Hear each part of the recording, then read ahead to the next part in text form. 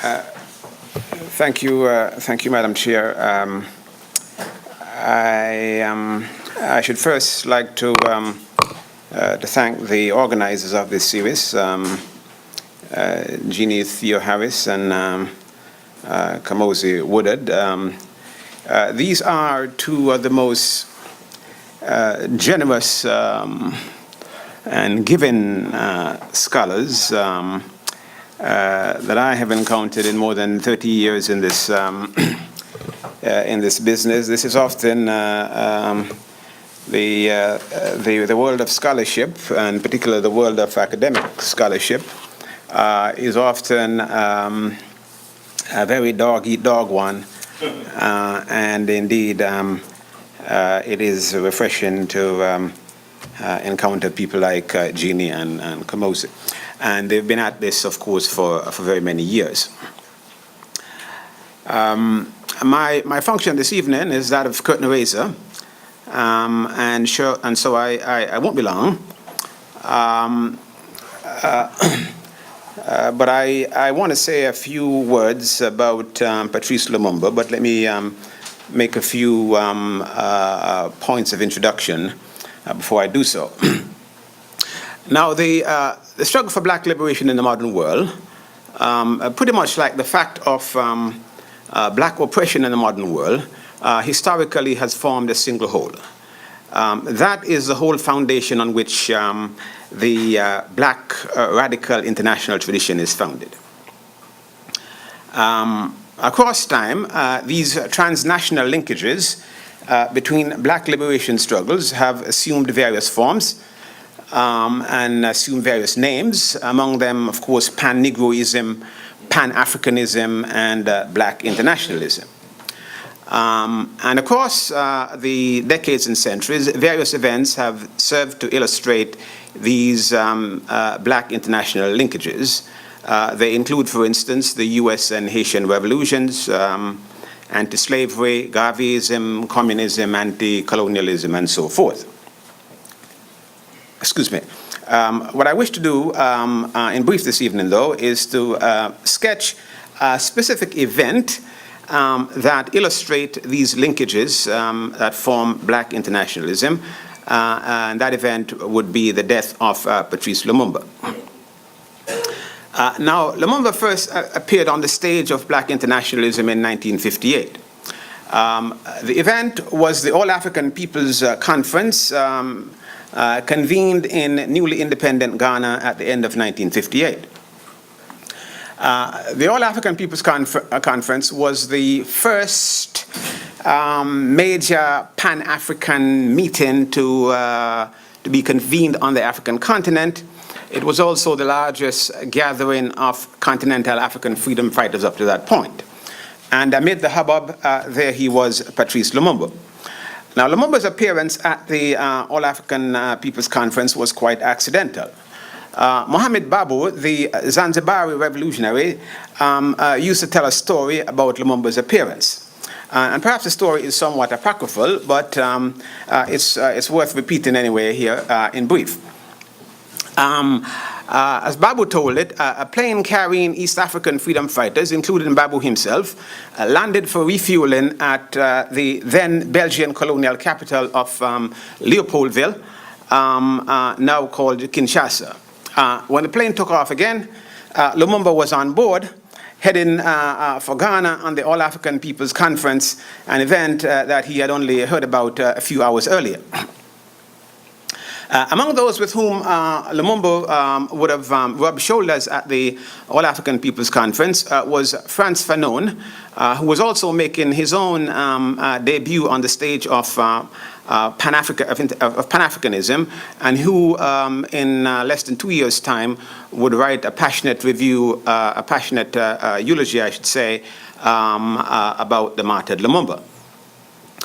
Just over a year after the All-African People's Conference, Congo became independent with Lumumba as prime minister.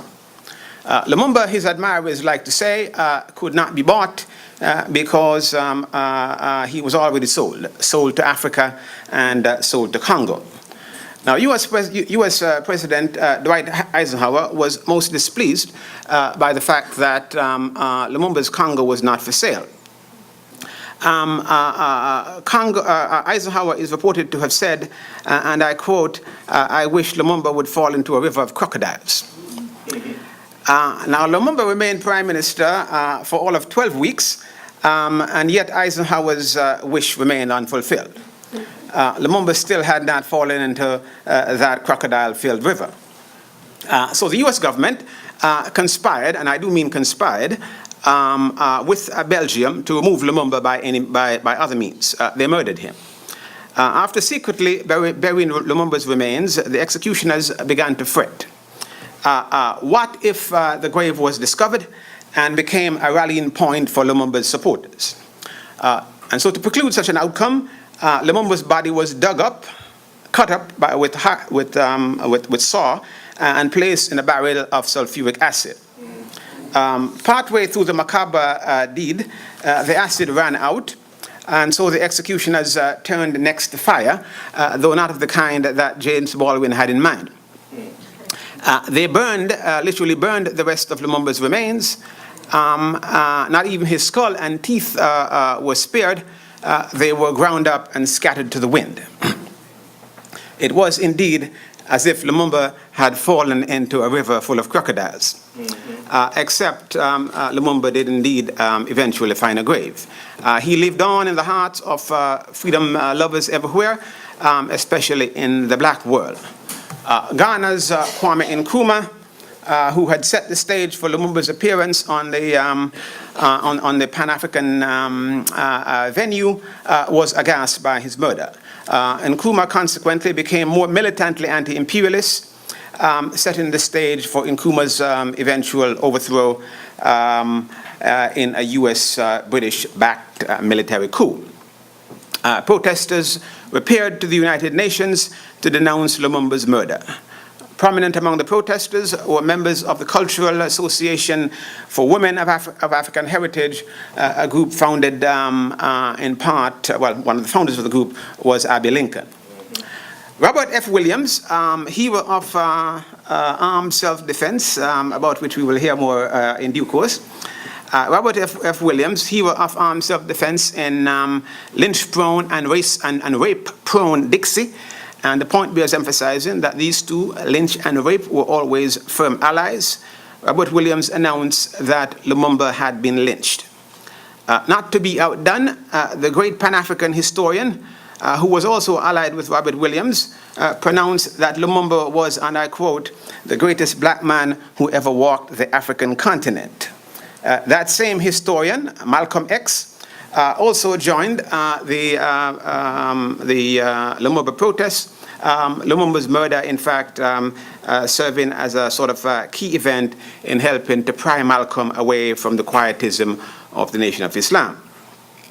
Later on, while on the run from his own murderers, Malcolm predicted correctly, and I quote again, "they will get me the same way they got Lumumba."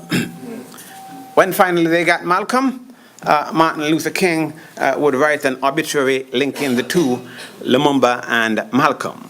King, however, allowed only that Malcolm and Lumumba potentially were great leaders, assassinated just as they were, quote, beginning to mature in judgment and statesmanship. Dorothy Masuka, the South African singer and anti-apartheid activist, was very mature of judgment artistically and politically. Masuka composed a musical tribute to Lumumba, just as her fellow South African singer and anti-apartheid activist Miriam Makeba would later memorialize Malcolm in song.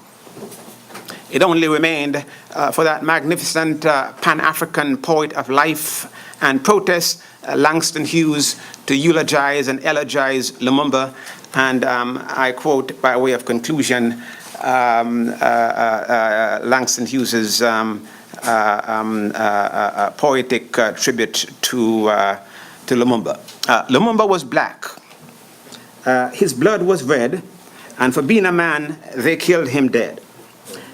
They buried Lumumba in an unmarked grave, but he needs no marker, for the air is his grave. Sun is his grave. Moon is. Stars are. Space is his grave. My heart's his grave. And it's marked there. Tomorrow will mark it everywhere. And so Lumumba's murder then, and the response to it in the black world, captured something of the spirit that is black internationalism, and that has been black internationalism historically. And it is precisely that spirit, the interconnectedness of black struggles cross-nationally, that stands at the very foundation of the black radical international tradition. Thank you, ladies and gentlemen, for your time.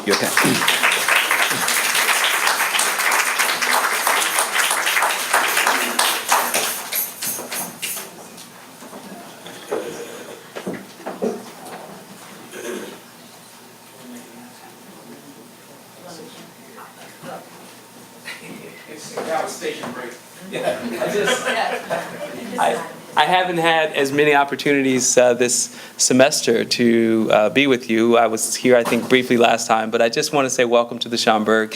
If you've not been here, I'll be saying welcoming myself to the Conversations in Black Freedom Studies series. But this is brought to you by Jean Theo Harris and Kamosi Woodard. I'm very proud of the work that they've done this season. This is the last of 4 that we've done since February. We will be back in September, running September, October, November, and December. It is meant to bring the campus and the community together, and everyone and every way of thinking about these issues in between.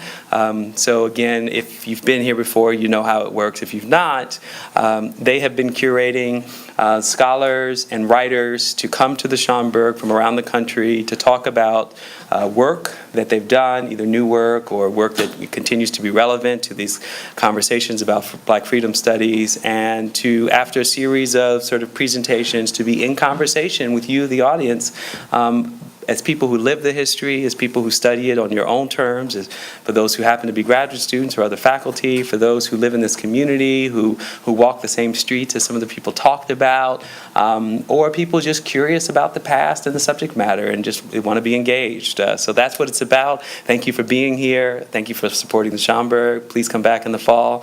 Come in between for all the other things that we have going on. I'm Khalil Gibran Muhammad, the director. That's my time. Thank you. Kamosi, the floor is yours.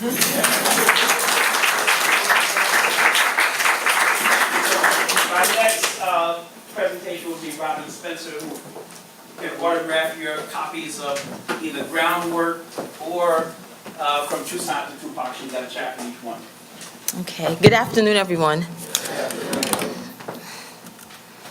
Okay, today what I want to do is talk a little bit about the Black Panther Party internationally and try to situate the Panthers in the context of political repression and try to reframe how we tend to think about what the Panthers' impact was, and to think about the Panthers internationally, their legacy as an international legacy, and think about what they have to offer us as we think about foreign policy, empire, war, struggles like that are going on today.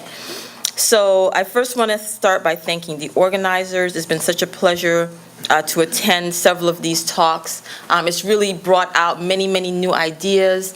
It's allowed many linkages.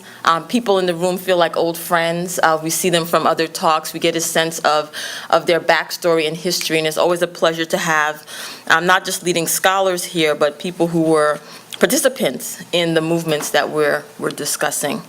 So the 3 themes for my talk today, I want to talk a little bit about the theoretical foundations for the Panthers' internationalism. I want to talk about how the Panthers' internationalism manifested itself.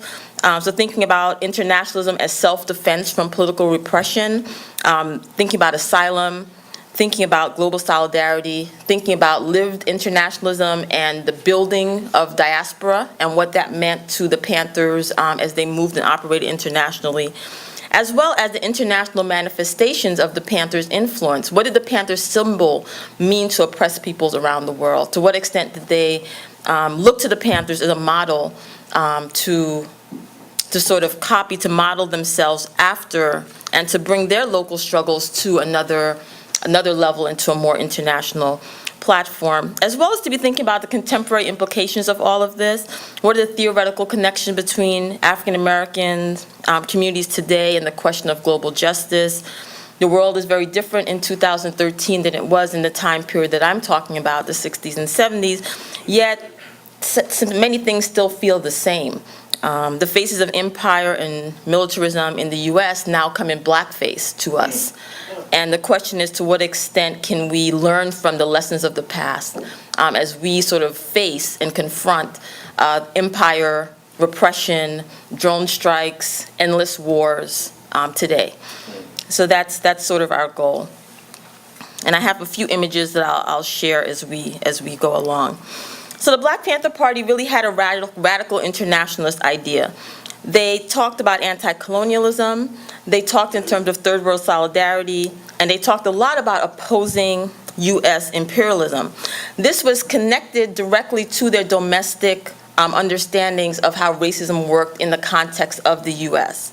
So they really sort of took their analysis of racism in the US, and it was informed by their connection to international theorists, and they sort of projected that into the world stage, and they really tried to wage diplomacy. They tried to reach out to other radical groups, peoples. They did a lot of traveling. They were not unique in this sense. Many organizations such as RAM, many newspapers such as Muhammad Speaks had already and always put the question of Black internationalism as a central point in the Black intellectual tradition. People like Paul Robeson from the 50s and the newspaper Freedom and then Freedom Ways.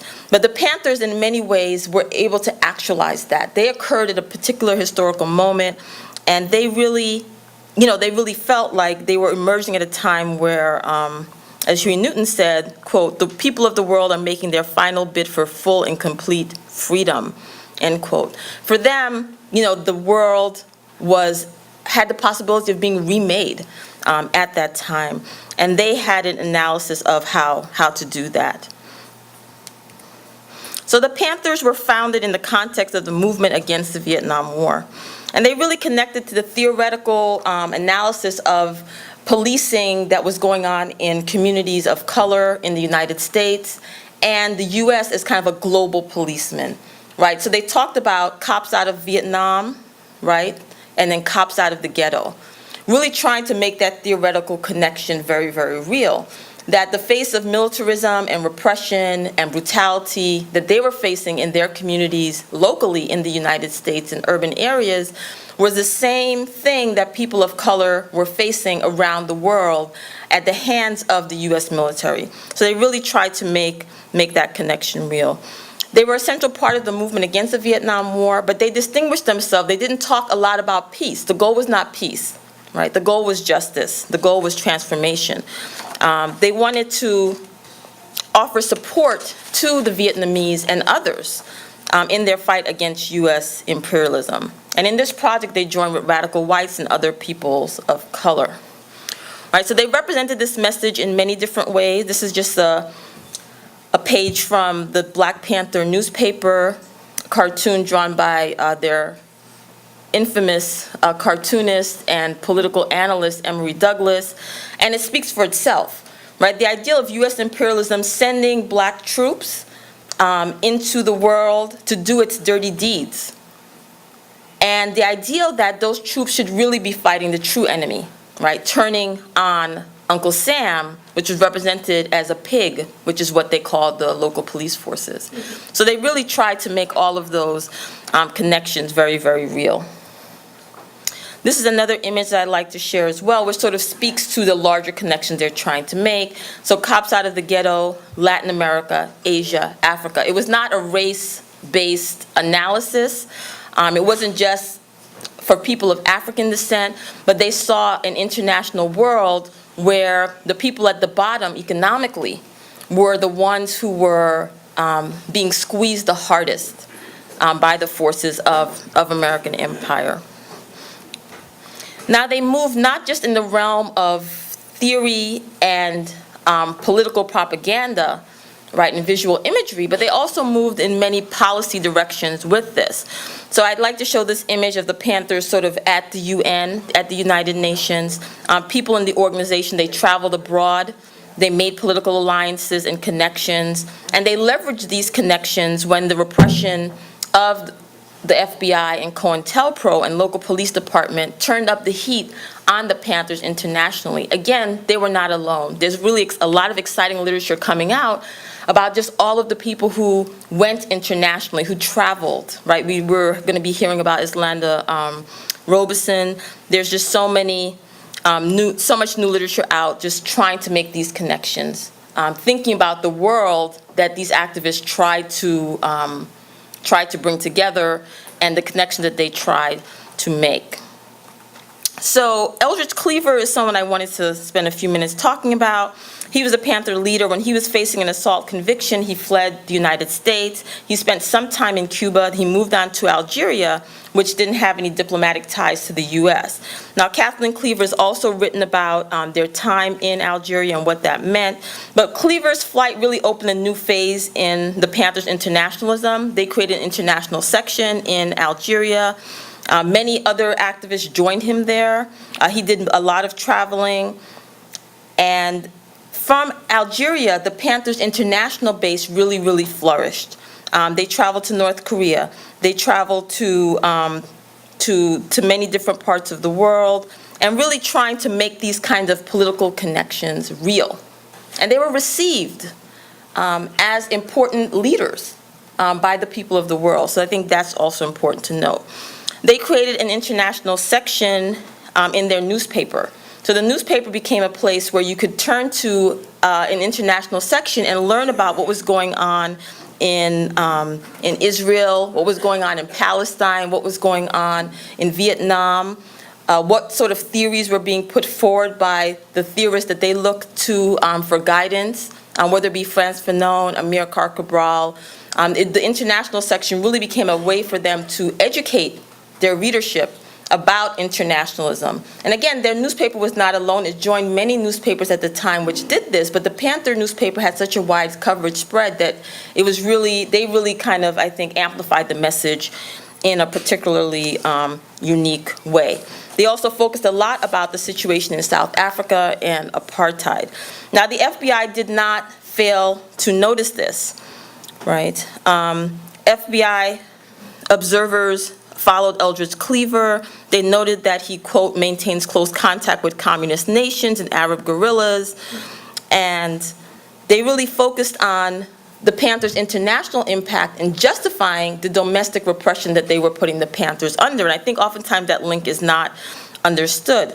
So you have, for example, electronic telephone surveillance of the Panther offices without a warrant being justified because of the Panthers' international connections. In other words, they're particularly dangerous because they have this international platform for themselves. Attorney General John Mitchell talked about the Panthers' sort of triple threat. One, the presence of Black Panther Party leaders Eldridge Cleaver in Cuba, Algeria, and North Korea. Two, the contacts in Sweden that Panther members had with representatives of the North Vietnamese government. And three, contacts Panther members had with representatives of communist Cuba. In a lot of ways, when the FBI moved to create a rift between Eldridge Cleaver and Huey Newton, it was really a way of undermining the Panthers' potential international impact. And not just a personality conflict between two leaders, but really an attempt to reframe and shift and shut down what had become such an important circuit of connection between the activities that were going on locally and what was going on internationally. So that's Connie Matthews. She became the Panthers International Coordinator in 1968, and her story really, I think, speaks to this story of what the Panthers meant internationally. She was a Jamaican woman.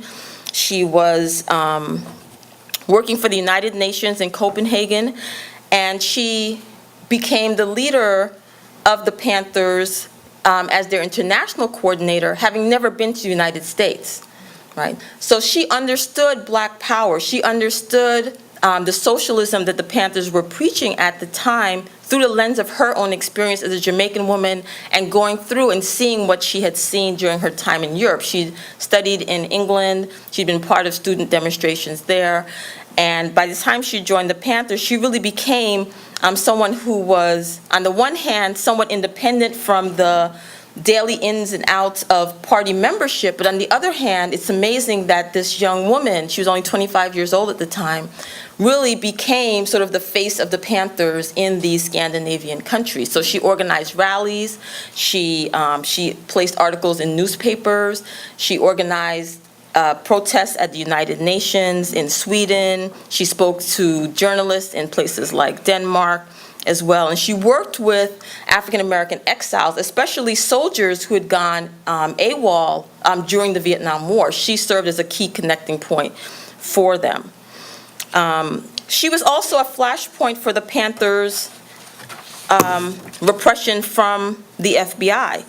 Aware of her movements, her popularity, her vision, and what she meant as a leader, the FBI would oftentimes forge letters and sign it Comrade C, using her name because she was hard to track down. She was moving from place to place, so they would time their letters, which would oftentimes create lots of dissension, lots of negative feeling, would create lots of ideological ferment within the organization. They would time those letters with her travels. So she was seen as sort of a key linchpin of how the FBI was going to undermine the Panthers' work internationally. She left the Panthers in 1971, and her work was not over. She moved on to Tanzania.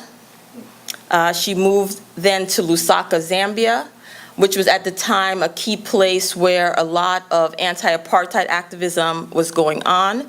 And she became a key part of that whole movement, working with other African freedom fighters and professionals. Now, when we think about Connie Matthews, I think that she kind of represents the many linkages that are there between Black internationalism, repression, apartheid, colonialism, racism, and sort of bringing all of those things together. So in a very real sense, I wanted to sort of think about how the Panthers help us to continue to think about those things today. So I found this newspaper article recently which talks about the Panthers continuing to inspire people around the world, right? So this is an article about the Black Panther Party in Greece, where people who were Black immigrants from Africa really feeling like they were being unfairly targeted, brutalized, stereotyped, facing violence from the fascist regime, constituted themselves as the members of the Black Panther Party. That's so intimidating. I'm not done. Okay, thank you. Okay, so we've got the New Zealand Panthers over here, and that's sort of in the tradition, right? So we have New Zealand Panthers formed in 1971. We have Australian Panthers formed in 1972. Important to note, you didn't have to be Black to be affiliated, associated with what the Black Panther Party represented, right? It was very, very real. There are also other international examples of the Panthers' continuation. So we have in Tanzania, the United African Alliance Community Center, run by two Panthers, Charlotte O'Neill and Pete O'Neill. They're doing amazing work carrying forth the legacy of the Black Panther Party. They have a school for children. They do study abroad. They have sewing lessons and sewing classes to empower local women. They do yoga. They do food co-ops. It's a holistic adoption or continuation, we can say, of the Panther vision for community uplift on the African continent. And of course, Pete O'Neill had went into exile in the 1960s as well. And I wanted to end, of course, with Assata Shakur, who we should all be familiar with. She definitely came back into the mainstream attention in a very negative way when earlier in last month, I guess now, she was placed on the FBI's most wanted list, depicted as a terrorist, and the bounty on her head was doubled from $1 million to $2 million. And people are organizing against this. If you don't know who she is, you can go to the website and find out more about her in her own words. There are teach-ins that are happening, one in Harlem, one online if you can't make it out. There's also many other political prisoners, so I put the Jericho movement down there as well. So I kind of want to end in this note because I think that the internationalism of the Panthers continues. People who are in exile are not resting easy there, right? The tentacles of empire are still out to get them. The police forces are still out to get them because of what they represent. They're now being depicted as terrorists, right? So the question is, how do we take the legacy of the Panthers that we know to be true and to be accurate and use that to give us new tools to work on or work with today? So thank you. Our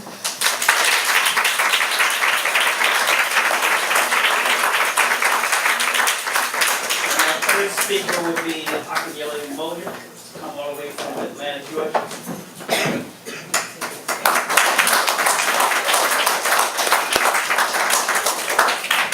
Name of our mothers, our fathers, all our ancestors, I'd like to greet y'all today. I was told that since I came the farthest distance, I would get an extra 15 minutes.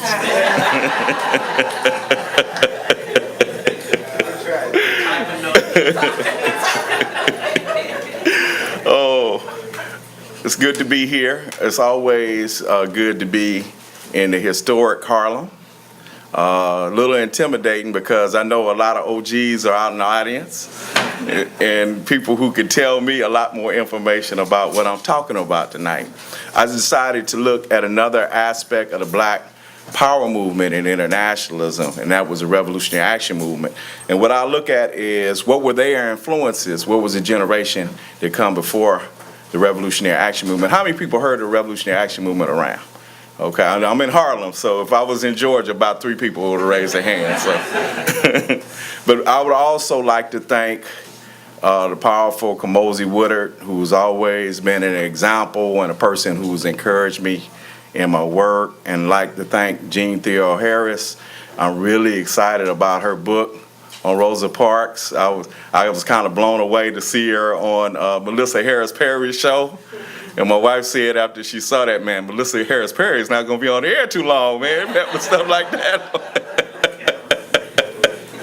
But no, we're real excited about that book, and many of us will be utilizing it. One of the reasons I'm talking about Revolutionary Action Movement, it was, I was actually a part of 2 RAM successor organizations, the African People's Party and also the House of Umoja. I might talk a second about them if we get a chance. And oftentimes, those of us who come from that legacy, we say, well, wow, we see about the Panthers, we see about other groups. Man, are we the stepchildren of the movement? Did we just disappear? And so many of us are trying to reconstruct some of that history. So some of what you'll see tonight is part of that reconstruction. We're right in the midst of it, as well as I've written an essay that's unpublished, hopefully it'll be published soon, looking at the same thing, this tradition of elders from one generation that informed the Black Power movement of the 1960s, and where did they get, what's the continuity around this self-defense question. Of course, in Jean's book, she looks at Rosa Parks, her relationship with Robyn Williams and others, right? So there's this whole tradition that goes from one generation to the next. And that's kind of the subtitle of this. Revolutionary Action Movement, if those of you might have read Max Stanford or Muhammad Ahmed's book that talks about the origins of this group, it really begins as a campus movement in Cleveland in 1962. And they leave the campus, go to Philadelphia, and then through some connections that are made in Cuba and other places, it kind of extends into a national network that is the first group that say that they espouse what was called revolutionary nationalism. The Panthers are the most popular group and the largest group that espouse revolutionary nationalism, right? But the Revolutionary Action Movement really espoused that first. I think that terminology is first used, applied to black folks in the United States from a 1962 Harold Cruz article. Okay, and they would later be the first group to espouse the position of black internationalism. Now, the way they define it might be a little bit different from how we see the term today. This is in 1966 from their Black Guard structure and organization. Black Guard were their paramilitary formation and youth formation. Of course, I found this not in any archives, but through some government surveillance of the organization, I was able to find this. They said revolutionary black internationalism is the philosophy of cooperation of black nationalists around the world to bring about a world revolution in which black culture dominates and rule the world. Of course, you know, a lot of times we think of proletarian internationalism coming from Marxism, right? And they took this and they reapplied it, and they had some influences that helped them frame this particular point of view, and we'll talk about that in a second. Of course, when they talked about black nationalists, they included Mao Zedong, because they define black very broadly. Similar to the Nation of Islam. When the Nation of Islam talked about black people, they weren't necessarily talking about brothers with my melanin, right? Okay, but they were talking about people of color around the world. They were talking about the Cuban Revolution. They saw that, and remember Malcolm talked about in Message to the Grassroots. He said the Cuban Revolution and the Chinese Revolution, those were examples of black revolutions, right? Black nationalist revolutions. Of course, as our brother West talked about, they saw Patrice Lumumba and African independence movements as inspiration. They saw this as a part of this international black revolution that was going on during that time. I could skip over that. Of course, one of their mentors was Robert F. Williams, and they were inspired by the struggle that was going on in Monroe, North Carolina. The time the struggle starts in Monroe, many of the RAM members are high school folk. But even Max Stanford, his father was in the wing of the NAACP that supported Robert Williams. One of their mentors was one of the organizers of the Crusader, which was the newsletter that came out of Monroe, Ethel Azalea Johnson. And she later would become a member of the Workers' World Party. But she mentored them in their early days. Of course, I originally saw this in Kamosi's book, this picture of Robert F. Williams. I didn't have left my pointer in the case. Of course, y'all can't see this well, but Amiri Baraka and the great John Henry Clark, who are in Cuba in 1960, organized by the Fair Play for Cuba organization. But it shows the internationalist roots of the movement even prior to what we classically call Black Power, right? That they were, when we look at the movement, there's always these international and global dimensions to it. Keep on going. We mentioned John Henry Clark, who was a Pan-Africanist, also a supporter of what was happening in Monroe, right? A lot of us don't think of John Henry Clark in this light. We just think of him as a historian, but he was a part of the Crusader Network here in New York City, raised money for Robert Williams, even carried guns and ammunition to Monroe. Okay, but we just think of him as somebody like Umoja who writes books. You know, for the record, I don't do any activism. I'm just running my mouth up here. The great Queen Mother Moore was also part of that network and was mentored around. And of course, Malcolm X was a part of that network. And we talked about what Malcolm talked about internationally. Usually when we talk about black internationalism, we're not looking at, I'm sitting here in front of the man's grandson, but Khalil Muhammad, but Elijah Muhammad also promoted this concept, again, of black people around the world uniting and having some sense of solidarity. But again, when he was talking about black people, it's not what we think about as black folks today, right? It's people of color, as we probably define it. We look at the Crusader itself. Let me show you a larger image of this. Can you all see that? The Crusader kind of promoted this internationalism. You're in the majority, Charlie, but just look behind you. You see the people of the world, the non-Anglo-Saxon world, beginning to unite. The same thing Malcolm talked about when he talked about this Bandungism, right? So this was promoted by the predecessors of the Revolutionary Action Movement. One of the early mentors of RAM was this brother, Donald Freeman, who was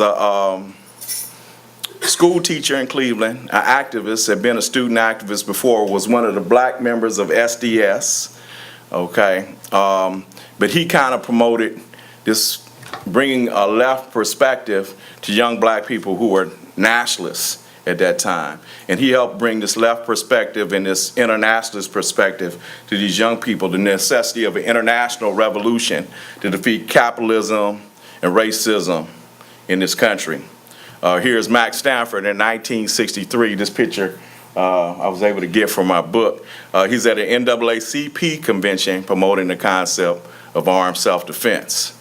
Okay, Max, again, he would have these different influences. Would that influence the creation of RAM? One influence is the Nation of Islam. He had family members in the Nation of Islam. And many people on the streets of urban communities in the early 1960s were influenced by the Nation, particularly with the speech of Malcolm X, the activism of Malcolm X. A lot of young people beginning to resonate with that. That's one influence. Also, the direct action of Core and SNCC was another element that influenced him. And he mentions, and you look in Ram's literature, they said they were somewhere between the Nation of Islam and the black Muslims. But what they don't mention is also you have this influence of Marxism, Marxism-Leninism that influenced Ram during that time. Here is a group, 1964, the Progressive Labor Party organized tours of students. And Progressive Labor Party, for those who don't know, was a Marxist-Leninist organization. Sometimes, I'm getting old and I start to forget what people in my generation was common terminology for us or groups for us, and some of these groups aren't around any longer, so it's necessary to talk about them. They were a left organization during that time, and they organized a trip of students to Cuba. And amongst those young people were this group out of Detroit, the Uhuru organization, that were young students in the Detroit area. This brother here, many of you might recognize, is General Baker. Still a labor activist today, coming from that period. Okay, but these young people came there. You also had people from Northern California, a brother by the name of Ernie Allen. He's now a professor at University of Massachusetts. He always says, I out him. Put him out there. But he was, we'll talk about him in a second. And there were other young people. Max Stanford happened to be down there during that time, and they met with Robert Williams while they were in exile. And this is the beginning of RAM moving from like a student organization or a group of young people meeting in Philadelphia to becoming an actual national organization or a national network. Okay. Of course, the people from Uhuru would become the founders of the Dodge Revolutionary Union movement a few years later and the League of Revolutionary Black Workers. But them being in Cuba, again, kind of expresses this connection between black power and internationalism at that particular time. One of their influences was James Boggs, Grace Lee Boggs. Okay, two people who were connected with CLR James, doing a newsletter called The Correspondence, but promoting workers' revolution in the United States, supporting folks like Robert Williams, because they were the organizers of the committee to defend the Monroe defendants after Robert Williams was forced into exile, right? And they also promoted international struggles, international worker struggles at that particular time. And they were mentors to these young RAM folk.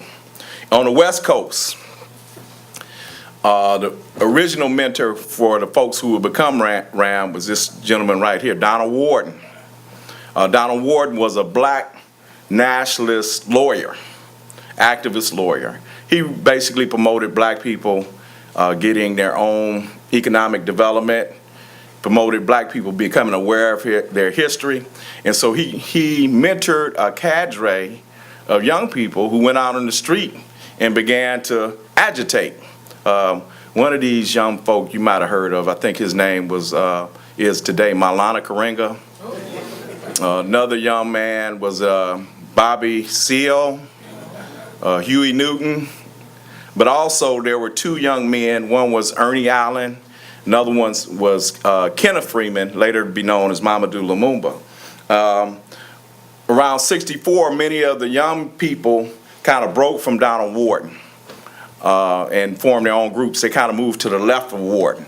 They wanted to be a little bit more activists. They didn't want to just talk about stuff in the streets. They wanted to organize some confrontation in the streets. And also, Ken Freeman had actually went to graduate school in Mexico and heard about the Cuban Revolution, and it had some influences on his thinking. So in 1964, Allen and Freeman, also known as Lumumba, they started Soul Book, which is one of the most important journals of the Black Power movement. They would have poetry in there. Baraka published there, Askia Touré, Sonia Sanchez, Don Lee, which is now Haki Mahabouti. They all published there, but then they would have very important essays. In there, when they had their inaugural issue, who was it dedicated to?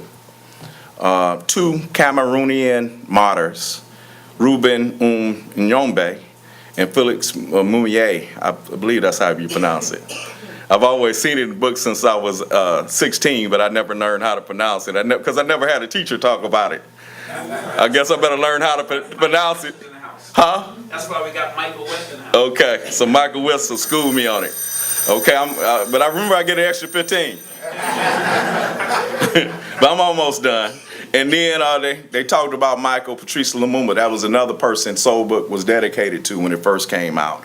They also dedicated it to Antonio Maceo of the Cuban independence struggle against the Spanish, and finally to Ronald Stokes, who in 1962, a member of the Nation of Islam, who was killed by LAPD, a raid by the LAPD.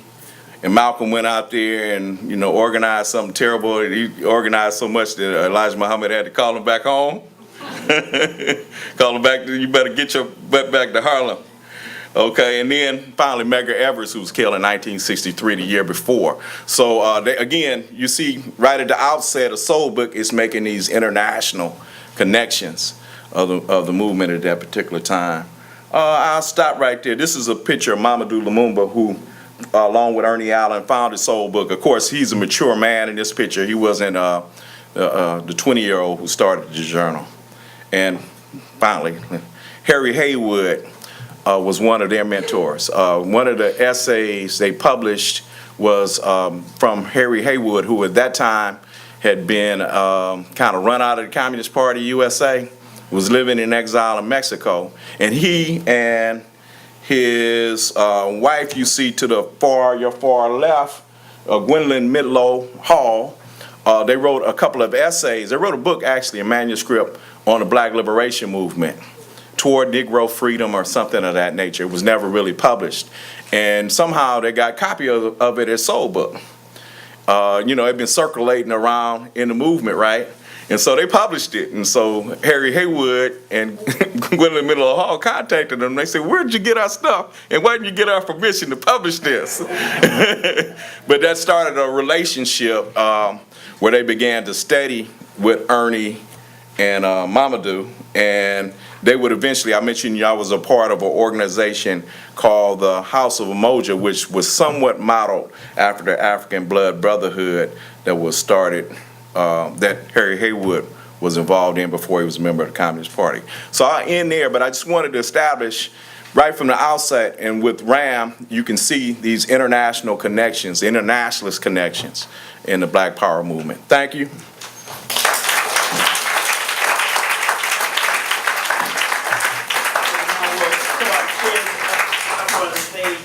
Start our Q&A.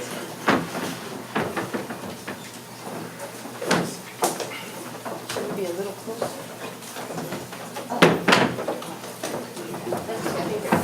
Oh, you got enough already? There's 5 there? Yeah. There are 5, okay, I can't see that. How many PhDs does it take to count 5 chairs?